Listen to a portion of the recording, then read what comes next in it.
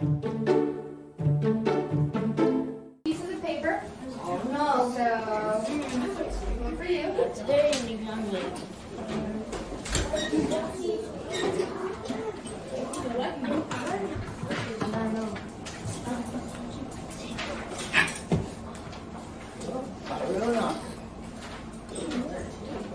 Okay, Frederick, I'm going to have you sit somewhere else, okay? I don't need a lot of talking going on over there.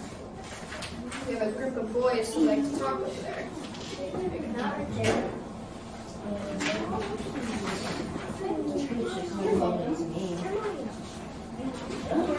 You're fine. Thank you. Brandon, you stay where you are, okay? Okay, can you have them? You can draw pictures of what you hear if you don't know how to write. Everyone at some point. Are we gonna get the pixels? Yeah, we'll get you.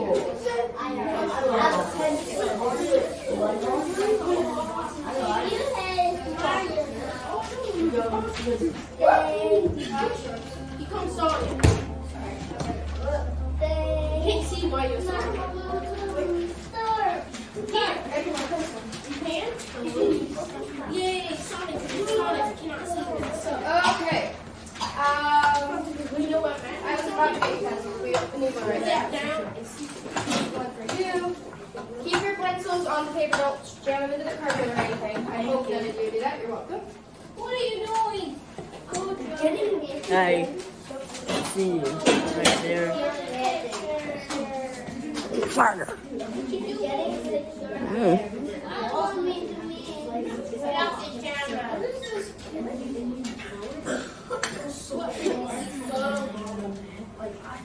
Here you go, Jensen. Can you have a seat on the floor, please? Did you get one from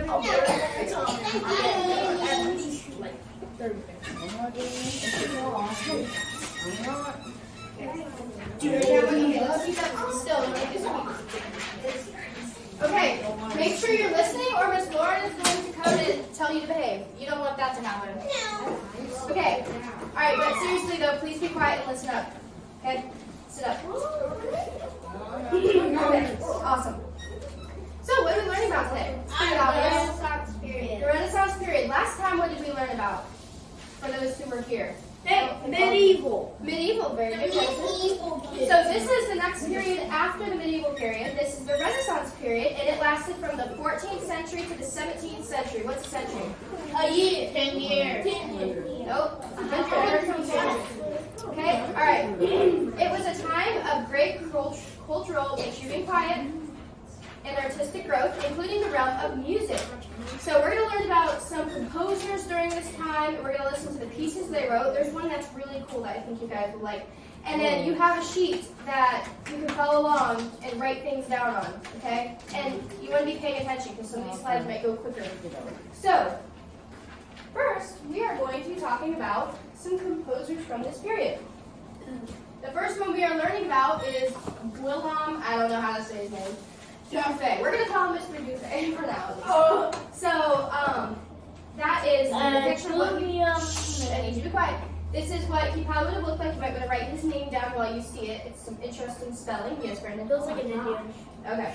All right. Let's keep our calm to ourselves. We're going to get to the slideshow. You can talk later. All right. Well, no, I haven't written it down. Oh, you haven't written it down? Okay. So, Guillaume, Guillaume. Dufay. Or if it's too long, just write his last name. That's fine too. Did everyone get it? I wrote it down. You all wrote it. Yeah, we all got it. Like that. If you can't, just write Dufay. All right. We're going to listen to one of the pieces he wrote. So first about Dufay. Dufay was a Franco-Flemish composer, Brendan and Jeremiah, please listen. He was known for his choral music, which is choir music, and masses. He was one of the most influential composers of his time. So we're going to listen to, I think, one or two pieces from him.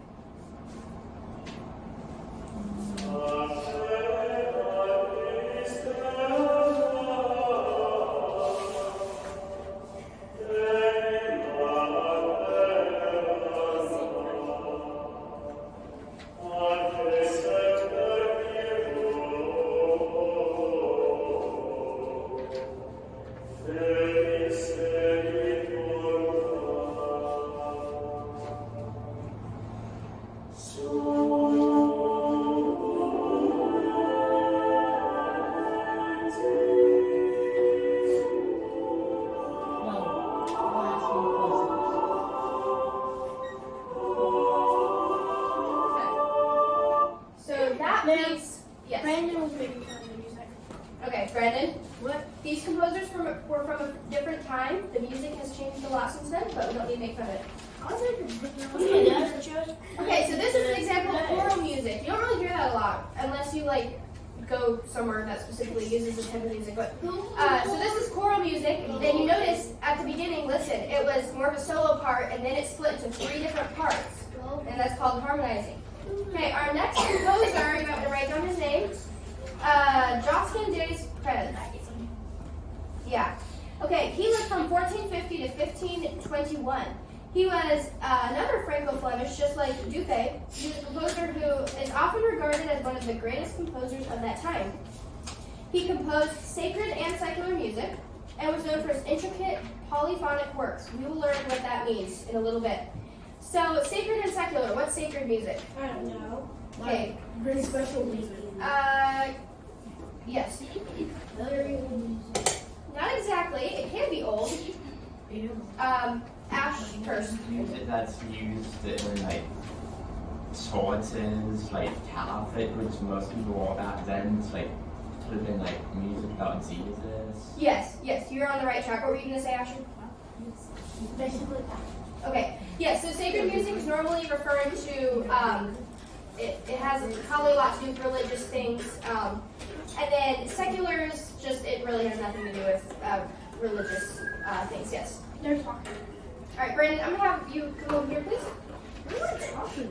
Well, I'm just gonna do that. Okay. Brandon, come over here now. If you're not talking, you should have a problem with it. All right, so we're gonna listen to his music. All right, so just make sure you're listening. This music does sound different. Doesn't mean we need to make fun of it.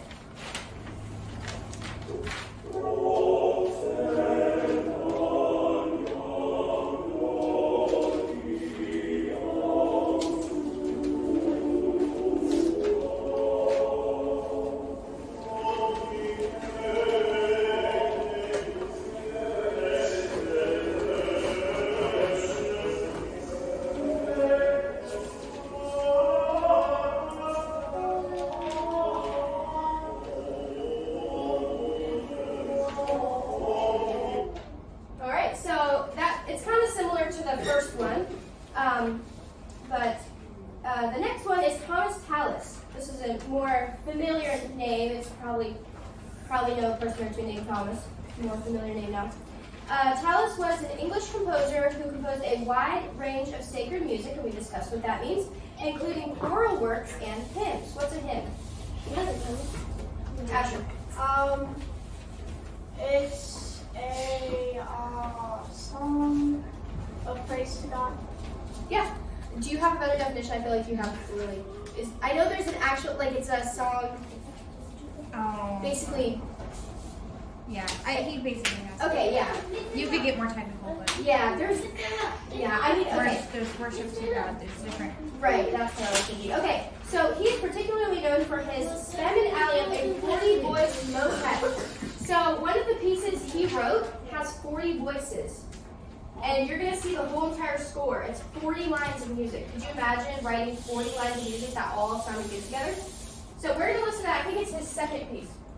Yeah, the first one is more of a, this is actually a Bible verse that he put to music. And then the next one is the 40 voice.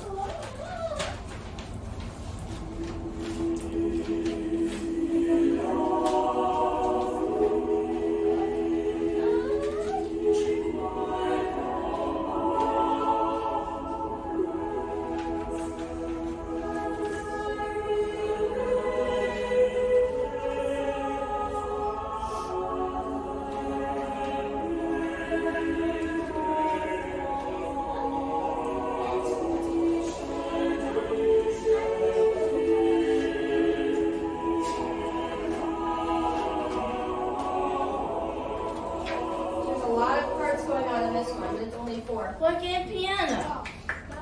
Okay, this next one is 40 parts. Look at all that.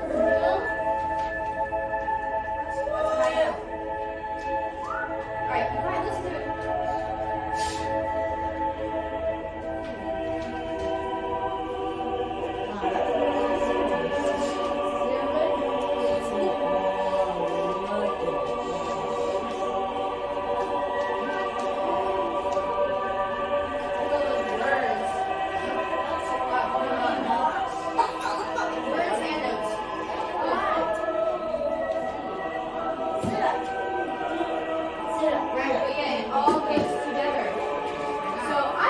was neat. I've never seen that before. Yes. Brandon was trying to secretly talk to Alright, let's not tattletale. Okay. Don't tattletale. Got it. All right, William Byrd. William Byrd lived from 1540 to 1623. He was an English composer, and he was known for his keyboard music. We haven't really seen a lot of that so far. Choral works and consort music. He was a prominent figure in the English musical Renaissance. So, I believe there are two pieces. One's a choral and maybe one's a... I think maybe we just have... Okay, I didn't get to see the last name. Oh, Byrd, B-Y-R-D. So this piece is done on the piano, type of piano they had back then. I don't know if this is an exact replica, but yes, they were very pretty.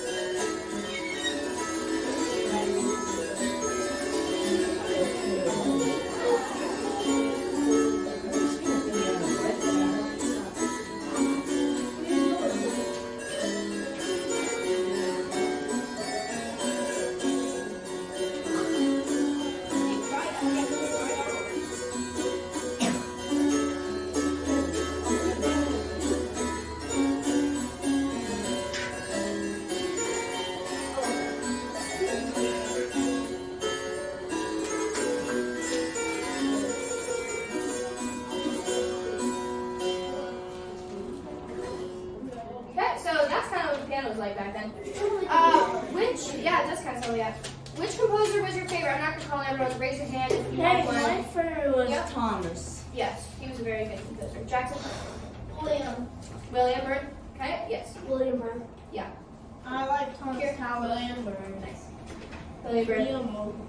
That's nice. Yeah. And Thomas with his 40 voice thing, he must have been very talented. Yes, JP. Which one do you have? You have, it looks like you have Josquin Prez. Got it. Okay. All right. So next, make sure you're listening and you're not making a bunch of noise. Okay. Developments of the Renaissance period. So these are things musically that were influenced during this period. One of these things is polyphony. Okay. Renaissance music is known for its rich polyphonic texture, where multiple independent melodic lines or voices are sung or played simultaneously, just like you saw earlier with the several lines of music. This type of music often featured intricate vocal harmonies and intricate counterpoint. Counterpoint is when you have two melodies that are different, but they sound good together. Okay, it's kind of like harmony in a way, but it's a little bit different. It's more specific. Yes, Ashley. How do you spell polyphony? Polyphony.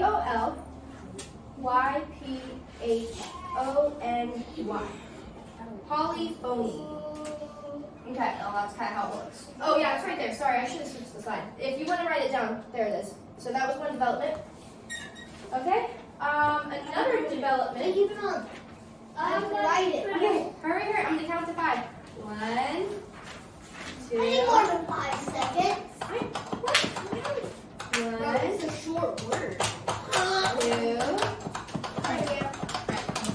3. 4. There you go. You can use JP if JP hasn't written down any pieces. Okay. If not, we can go back at the end. All right. And I wrote. See. Okay. Well, we already talked about it. Okay. Acapella choral music. What? Okay. So a significant portion. I'm very sorry. Let me go back after. Oh, it's right there. Acapella. Right there. Acapella. A significant portion of Renaissance music was composed for a cappella choirs, which means without an instrumental accompaniment. Do we just write acapella or do we have to write acapella? We just write acapella. This type of music often featured intricate vocal harmonies and intricate counterpoint, kind of like the other one. So, No, I just realized I wrote. Anyway. So, when somebody says they sang a cappella, that means they did not sing with the accompaniment of another instrument. It was just them singing. Back to polyphony. Josquin, Prez, and Palestrina, which we didn't talk about, they were more into that. So yeah. Okay, next is instrumental music. Okay, so instrumental is just instruments, right? Just like it sounds. While vocal music remained prominent, the Renaissance also saw the development of instrumental music. And it's right there if you need the spelling. Dance music, concert music, chamber music for groups of instruments, and keyboard music became more significant during this period. So it was a lot of vocal stuff, but also these, so the keyboard definitely became something they used more. And we'll see, like, as we go through the time periods, you'll see how the keyboard was used more and how it changed. All right, and then the last thing is musical notation. Musical notation is just the writing of music. Okay, so the Renaissance also saw the refinement of musical notation, so it's like refining, making it better, including the use of more precise rhythm and pitch notation. So they just kind of perfected music, so it was still good, but they made it even better. This allowed for greater accuracy in the performance of music, because if it's wrong, it's hard to perform correctly. All right, so yes, the last one was just musical notation.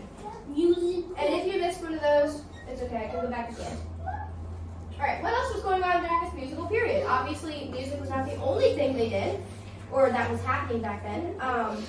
So the Renaissance witnessed a lot of exploration and discovery. Yes?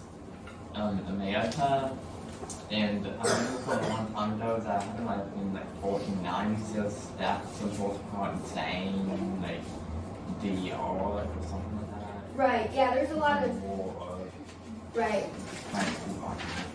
Yeah, a few things I have listed here.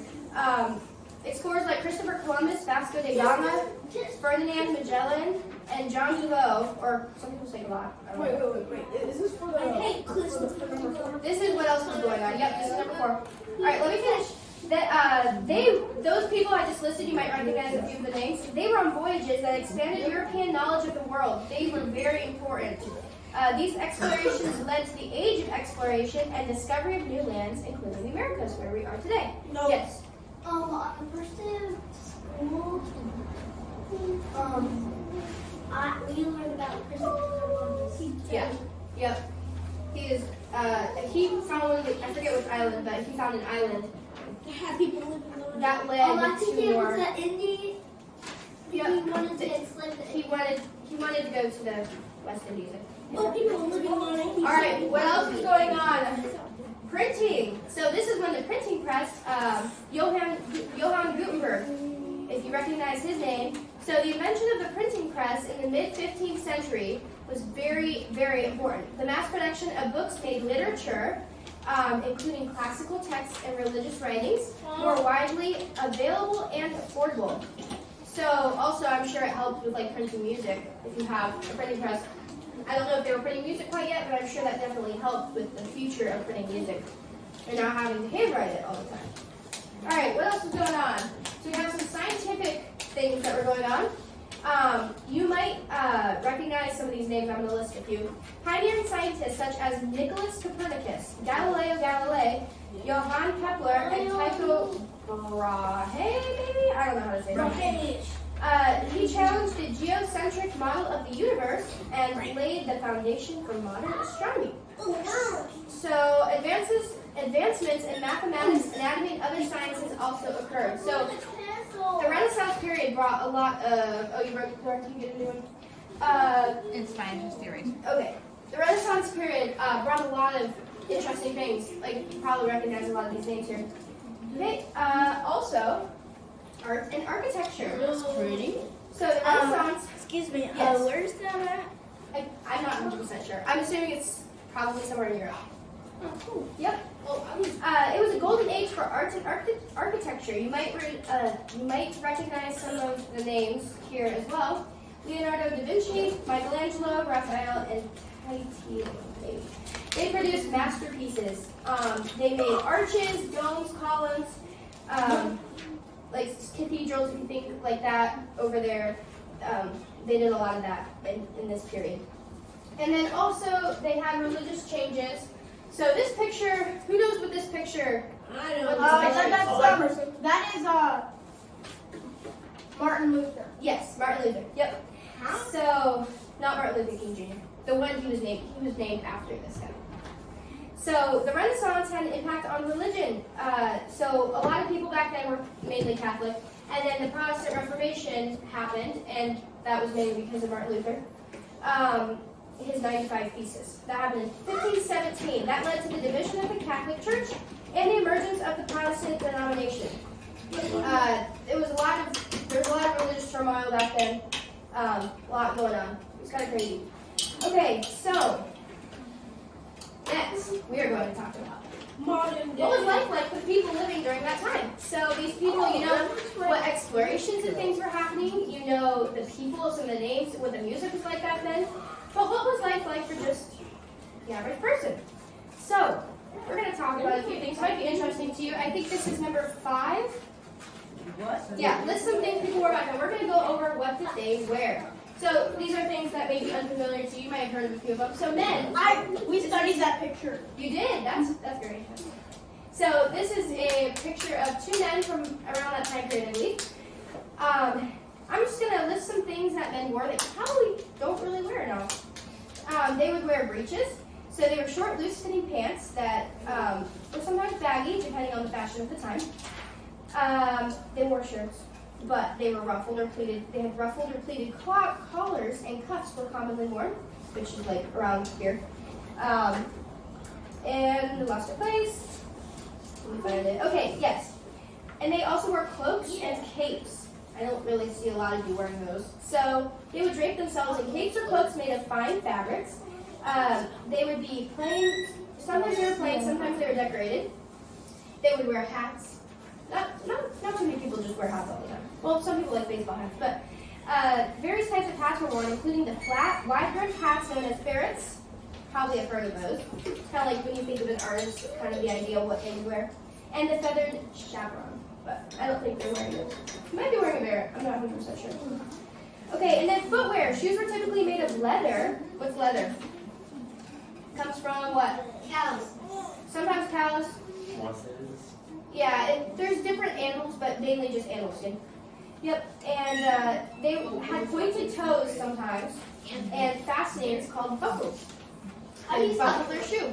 Have you heard 1, 2, buckle my shoe?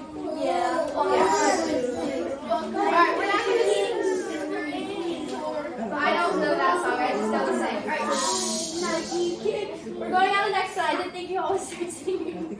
Okay, women's clothing. So women's gowns in the early Renaissance featured high waistlines and a loose flowing fit. Petticoats they wore petticoats. It just made their skirts huge. I would not want to wear that. But anyway, they also wore a lot of jewelry, necklaces, earrings. People wear that today, but I think they were probably a little more elaborate. And their shoes were typically made of leather, just like the men's, and they were a lot of times pointed at the toe. So anyway, those are some things people wore back then, so maybe a few of them you were familiar with, and maybe learned something new. All right. Isn't that comes back into fashion, the pointy toe shoes? Yeah. I've seen, The pointy toes, you can't get your toes in there. Yeah. It's just not natural. Okay, how did they live? So, social class and status. This is something that was prevalent back then. So, the first status or social class we can talk about is nobility and aristocracy. That was your upper class. If you were one of those, you were definitely, yes.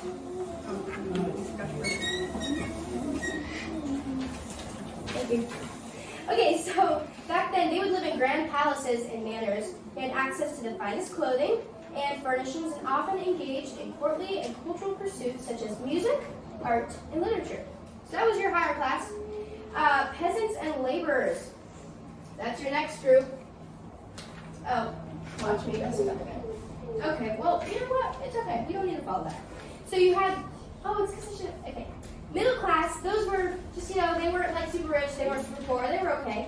And then your peasants and laborers, they were they worked for other people. That's kind of how they made a living. A lot of manual labor. We are about out of time, but basically back then, work was important to those people. If you were a peasant, you worked a lot. So yeah, there was a lot going on back then. But the music was definitely influenced greatly back then, as well as lots of other things like expiration, the other things we talked about. So, did anyone need spelling for something that I missed, or did everyone get it? I didn't get the first one. The first one? The first one was, let me find it. Okay, other paper. Right. The first composer was, give me just a second. Oh yes. Just write D-U-F-A-Y. D-U-F-A-Y.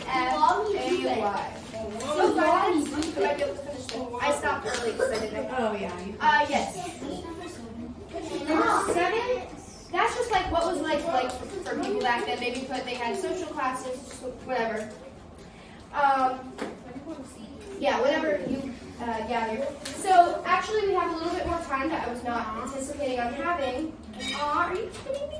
You know you want to sit here and listen to longer.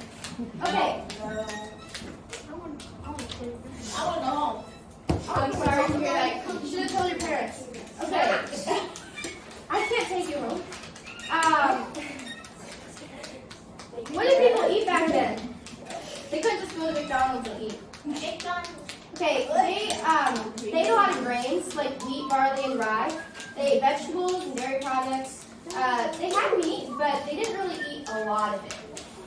And actually, particularly like the lower social classes, they were the ones that ate the meat, which is kind of opposite, I guess. Meat is very expensive. Well, depending on the type.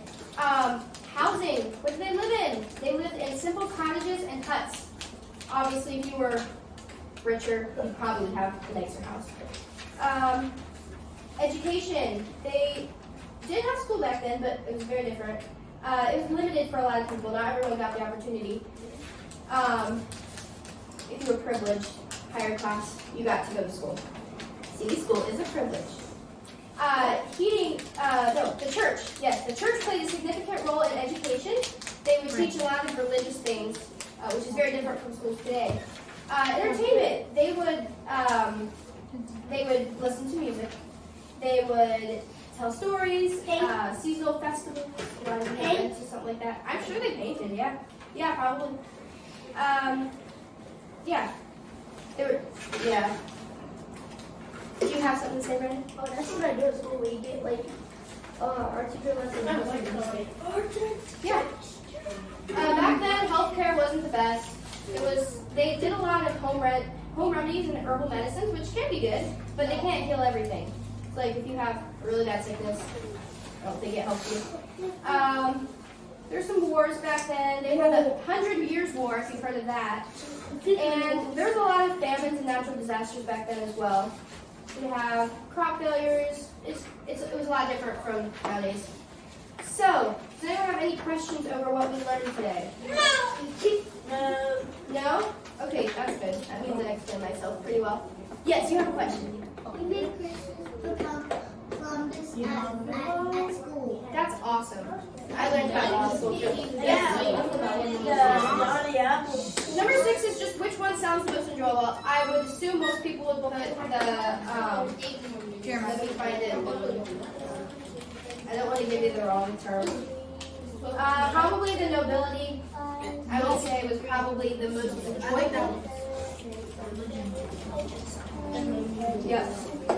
About Renaissance music. Okay? This session is going to talk about all the instruments from then. Okay? So the Renaissance music period, it was around 1400 to 1600. It was European music written during the Renaissance period characterized by richer textures, increased use of polyphony, different parts of music, just like those reverberant chants that John Dunstable wrote. Does anybody, by raising their hand, polyphony, okay. Can anybody, by raising their hand, tell me who John Dunstable was? We talked about him in our last session last month. I forgot. You don't remember? So John Dunstable was the guy that wrote Gregorian chants, but he was the man that started the bass and the tenor and the alto and the soprano. So that you'll hear a lot more of the different parts of music inside of the Renaissance music. So we're going to go through a couple different types of instruments. The first of them being string instruments. So if you look on the papers on the top, I'll say that it says write your favorite instruments that you hear. So during this presentation, write down the ones that you think were the coolest. And then on the bottom, picking one of those, you can write something down that you think of, or you can draw something while you're listening to that specific instrument. First of all, this is the lute. The lute is a stringed musical instrument from the Renaissance period, similar to the guitar. So you hold it like this, so it's kind of like a guitar. It had a pear-shaped body, and it's played by plucking its strings with the fingers. So in this video, you'll be able to hear what a lute sounds like.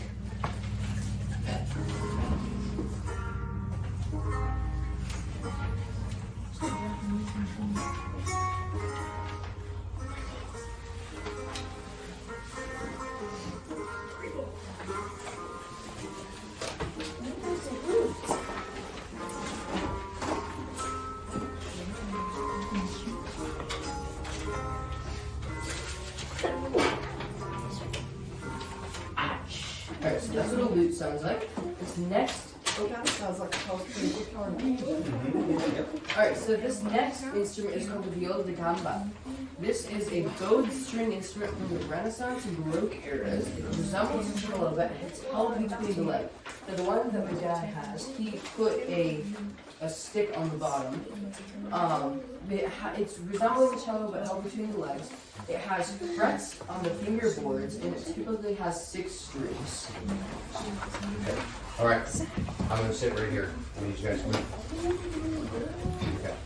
All right, so here's an example of a viola da gamba. All right, you notice that. It looks almost like a violin. Sit down, please. I'm going to be talking about this and comparing this to a cello. Right, so a cello is much bigger than this, right? What do you notice that this has that its cello doesn't? Oh, JP almost ate it. Okay. Yes. A big stick on the bottom. What's that? A big stick on the bottom. Okay, well, the cello does have that too. This is something I added on. That's not normally there. Go ahead. Oh, there's that square thing on top. Okay, yeah, that would be part of the scroll. This is just a different design. Oh. How about something else that you see on here? What else do you see on here? Yes, and Strings. string. Yep, that has strings on there. What else? A different shape. Okay, the shape is different. What else? Jackson. There's 4 strings. What else is on here, Jackson? It's small. Like something that you play. It looks like a guitar string. Well, not guitar strings. What are these things right here? Like Prez. Yes, it has frets on there. So that's not something a cello normally has, right? So sometimes these are called a fretted cello, but this is a much smaller design.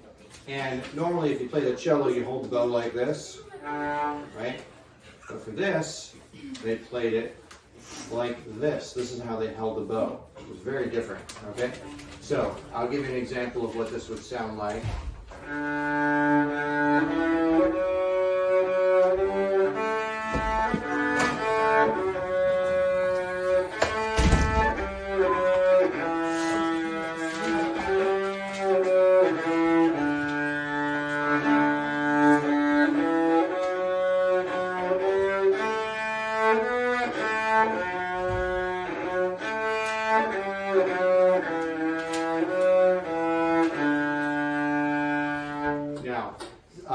The viola da gamba, sometimes they would have different numbers of strings. The one that you saw on here has 6 strings on there. This one just has a standard 4 that are a fifth apart. Some of the viola da gambas had different interval strings, like some of them would be a third apart and a fourth apart, similar to like a guitar. These I have set up as a fifth apart, but you can play them together. Right? And you can play some of the similar things that you would play like on a cello. Right? Because they are the exact same for this particular instrument. But So you kind of have to pinch it between your legs and it be on your lap. Sometimes there'd be a strap that they would put on it as well. All right, so now I'm going to show you the difference between this and a regular cello. Quick question, is there a reason why, I mean, finger between the pencil to keep that from vibrating? I have no idea why they did that, but that was, that's not standard anymore. Like, no one holds it that way. If you do, you're wrong. It's like you're holding like a pencil. Right, yeah, they held it very different back then. It's really easy to show next to the cello. That was basically like some of the beginning designs of like a cello. Sometimes the viol da gamba would just be called the viol, okay? So a regular cello is much bigger, right? It's got a much bigger body to it. Now, you just heard me play that song on there. Watch out, Samuel, so don't poke you. So we're going to do the same thing here.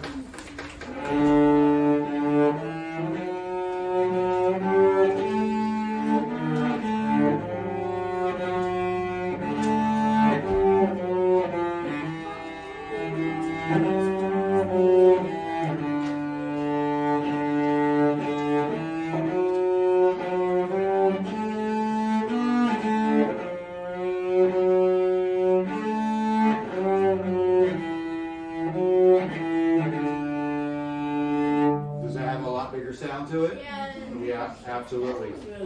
That kind of threw me off because I just was playing with the frets and then went back to this. It kind of like, you have to change how you're thinking about how you're playing because I have to go behind the fret in order to create that sound. But, so this is much bigger, has much bigger sound to it as well, right?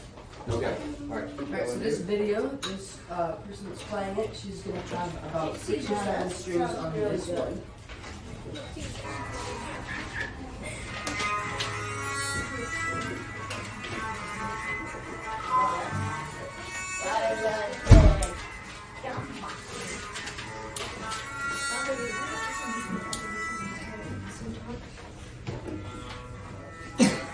Notice where she holds the bow.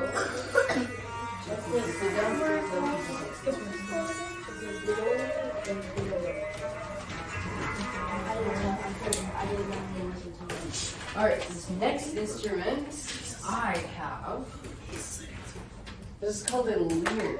Has anybody seen this before? Yes. Yeah.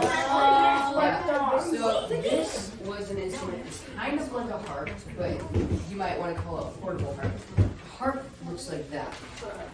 So I play the harp. It's different than the lyre though.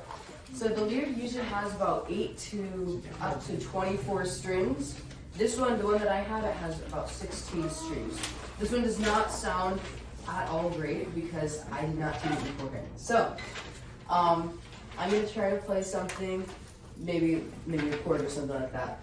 I'm gonna play it behind because that's usually how I play with the harp. It's gonna sound horrible. But yeah, so it doesn't sound amazing, but I have a video that I'm gonna show you. It's gonna sound amazing. Doctor now. That's what this is. Oh, why music? I don't get sound like this. I sound like if I was like this stuff that looks like sound. Alright, so that's what a lyre sounds like. Next, we're going to talk about the wind instruments. The first one is a shawm. So it kind of looks like a lamp. A shawm is a medieval and Renaissance era woodwind instrument. This kind of looks like an early oboe. So it has a double reed mouthpiece, as you can see up here. It has a loud piercing sound. It's usually used for outdoor performances. So it will not sound that loud, I assure you. Is that the oboe? This is the shawm. It's like an early oboe. It sounds really good. It does. It sounds like the oboe though. I don't know. Almost.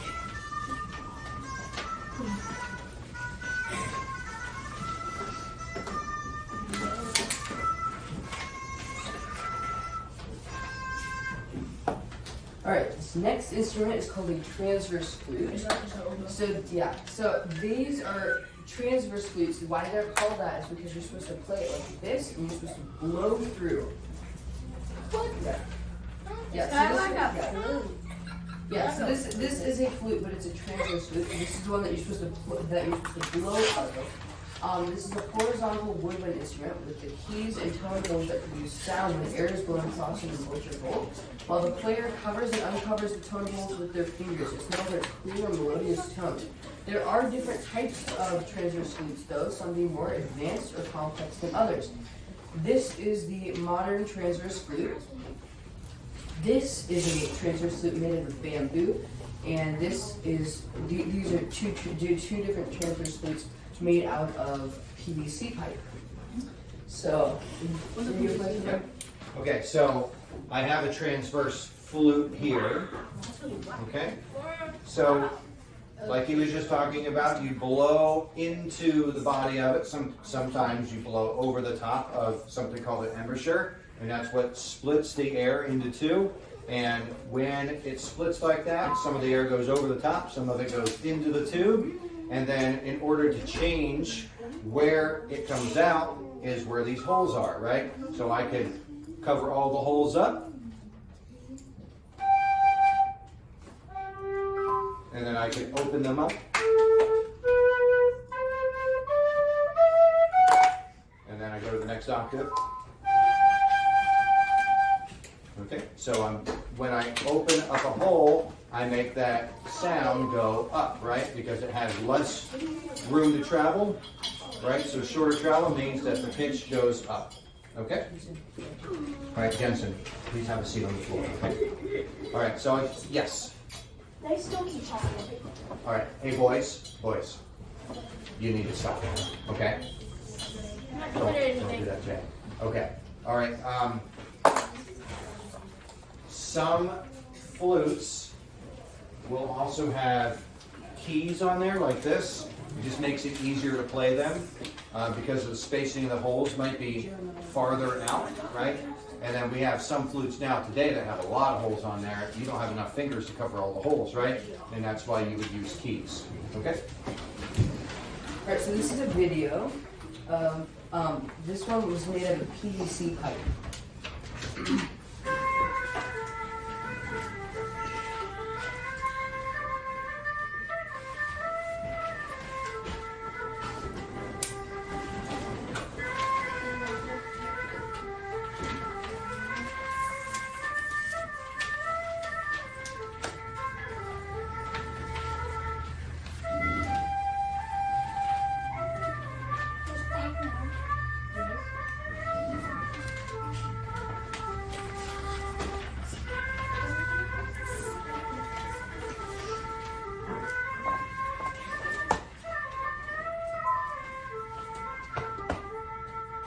Who is that guy on there? I don't know. You? It's him about 14 years ago. About 14 years ago. You think I still remember that song? No. Yeah.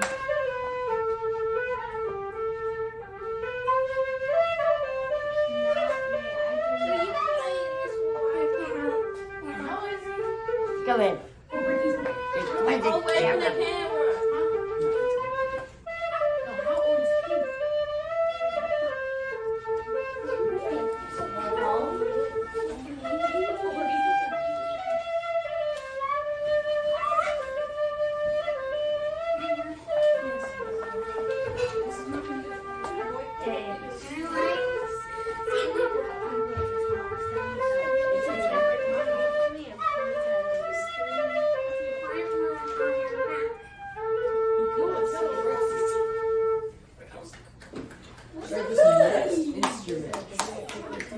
Next instrument is called a saxbutt.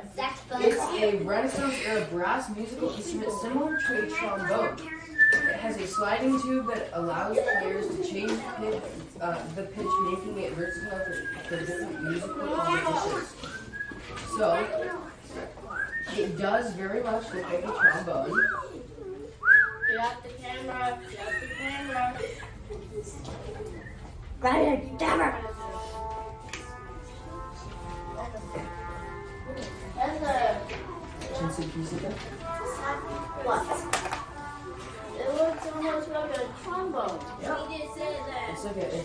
Renaissance era trombone.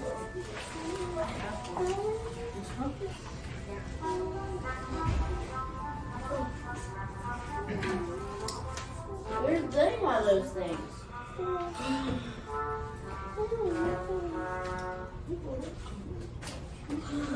Alright, these next instruments are called keyboard instruments. No, we're not talking about the piano. The piano was not invented in the Renaissance era, but we are going to be talking about two different instruments. They're called the harpsichord and the organ. So, the harpsichord, this is not what all harpsichord looked like back then. This one happened to have black and white keys instead of white and black. And this one also had 2 levels, although some of them were just one, and some of them did look like a normal piano. But as you will learn later on, they are not the same thing as a piano. So a harpsichord is a keyboard instrument where the strings are plucked rather than struck like a piano. So, have you ever looked inside of a piano, inside one of our grand pianos, and you've seen, if you hit one of the notes, it looks like a hammer presses up a stopper, it lifts it up, and then it rings the sound. Whereas in a harpsichord, it plucks the strings, so it sounds more like a harp or something like that. So, this is a little bit of a diagram. So these have more soft, lightweight strings, whereas in a normal piano, it has maybe brass or harder metal strings. And then on the top, this would be the wooden frame, and then these are the hooks to pluck the string. So it would kind of be like it has little tiny guitar picks that are just picking out the different notes. It would almost be like you press something down, and then it plucks the string inside of it. Rather than this, it just lifts up the string. And so, this is going to be a woman that plays Scarlatti. Has anybody heard of who Scarlatti was? Yes. He was a composer that played songs that were insanely fast. What? Yes. He wrote songs that were very, very fast. So, somebody's going to play one of the songs.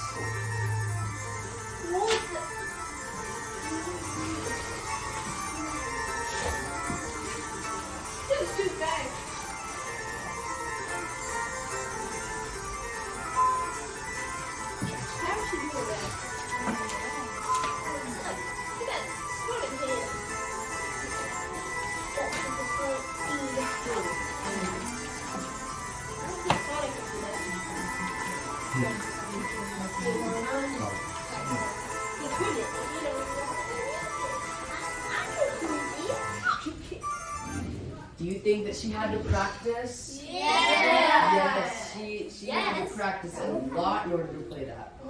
All right, yeah.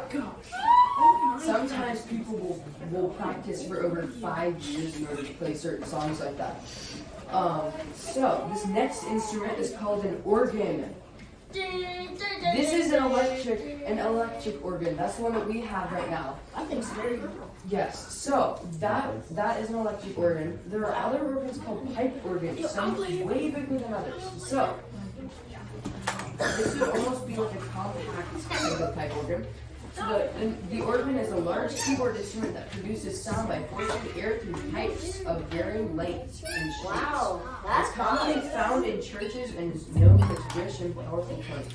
Usually these pipe organs are found in larger and older churches because you usually don't see those anymore in normal churches anymore.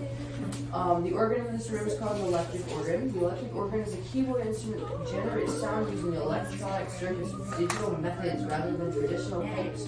It's like an electric version of a classical church organ. This is a difference of the two. This is a pipe organ, all those pipes, and then this is the electric organ. This is not electric. Okay, so here's an example of the electric organ and what that would sound like.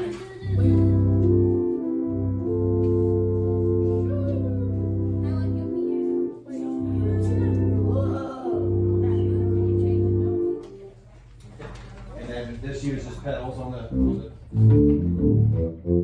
bottom too, so you get to play with your feet and your hands.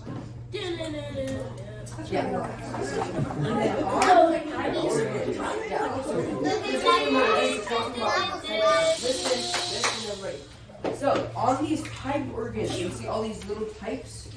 They're not little. They're not little. They're big, they're humongous pipe organ pipes. In fact, these are so big that if you've ever seen a cathedral in a different country before, it fills an entire building. Like you look across the walls and there's just huge pipes all across the thing. Each of these pipes weigh about 1,000 pounds each. So if they fell, you'd be dead. Yeah, you'd be dead. But hopefully they keep it up. So the thinner pipes are for the higher notes and the thicker ones are for lower notes. Alright, so this is a man that's going to play toccata in D minor. This one has about 5 different levels. Ours has 2. Oh. Yeah, so since it's bigger, it has about 5. Anybody ever heard this song? Yes. Toccata and fusion. Black Wolf from SpongeBob. What? It sounds like The opera man plays it. It sounds like Quiet, you White hear boy, white boy. Using his feet, playing too.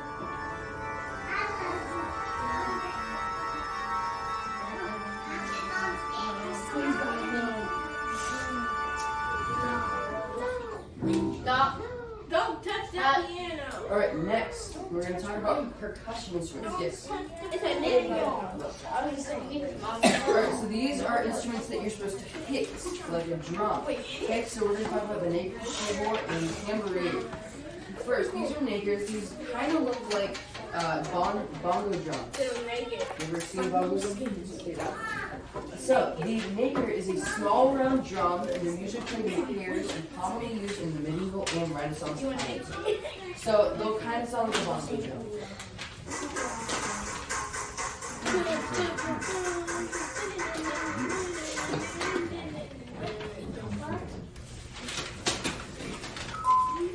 Alright, next, this is a tabor. So, these were a drum. I made this one myself. Not the drum, but I put this string on it. So what a tabor does is it sounds a little different than a normal drum because when you hit it, listen. If you hear, normal drums do not make a vibrating sound. You see? If you look at the rubber band, it makes a little bit of a different sound. It's because it has a vibrating string in the middle of that vibrating sound, and it makes a different sound. Okay? So, it was used during the medieval and Renaissance times. So, usually they were not played by themselves, usually. So this video, it'll have a pipe and a tabor.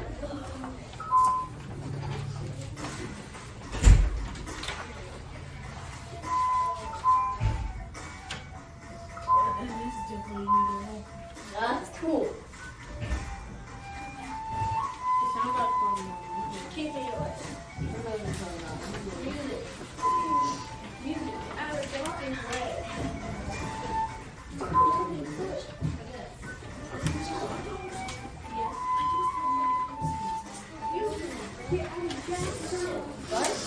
That's what a tabor sounds like. This last one you guys have probably all seen before. Who knows what a tambourine is? So the tambourine has these little jingles and small metal discs that are attached to their frame. Did you know that tambourines were used in orchestras? Yes. You knew that? Yeah. They can actually be used as a single too. That means they're just played with themselves. I have one. Yeah.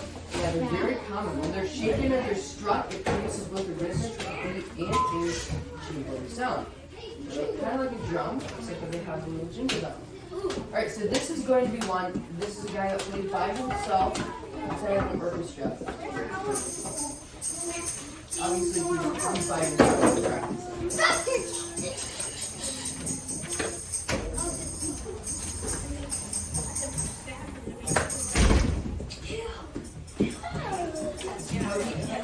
He gets the sounds from the way he shot. Okay.